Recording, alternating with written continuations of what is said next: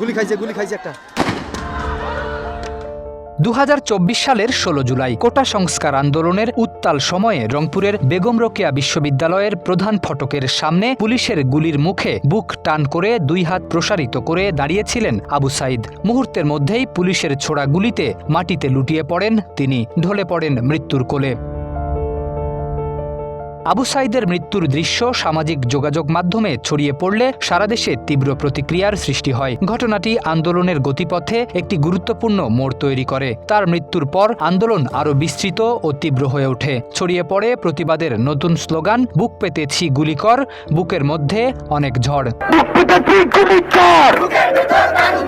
5+ star rating প্রাপ্ত দেশের সর্বোচ্চ বিদ্যুৎ সাশ্রয়ী ওয়ালটন এসি স্মার্ট কমফোর্ট এখন নেক্সট লেভেলে। একই দিনে দেশের বিভিন্ন স্থানে সংঘর্ষের ঘটনাও ঘটে। চট্টগ্রামে ছাত্রদল নেতা ওয়াসিম আকরামের মৃত্যুর ঘটনা সহ সারা দেশে আরও 6 জনের মৃত্যুর খবর আসে। এসব ঘটনা আন্দোলনের উত্তেজনা আরও বাড়িয়ে দেয়। আবু সাইদের মৃত্যুর ঘটনা অনেক মানুষের মধ্যে গভীর প্রতিক্রিয়া সৃষ্টি করে। এরপর আন্দোলন দেশের বিভিন্ন প্রান্তে ছড়িয়ে পড়ে। শিক্ষার্থী ও সাধারণ মানুষের অংশগ্রহণে বিক্ষোভ আরও বিস্তৃত হয়। তৈরি হয় গণবিস্ফোরণ, ঝাঁকে ঝাঁকে মুক্তিকামী ছাত্র জনতা নেমে আসে রাজপথে। পরিবর্তন হতে থাকে দেশের রাজনৈতিক পরিস্থিতিও।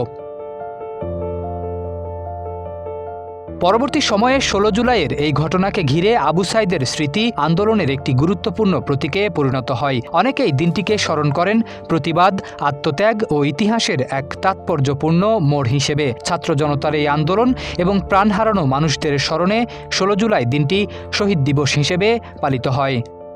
শরীফ উদ্দিন, ইত্তেফাক নিউজ।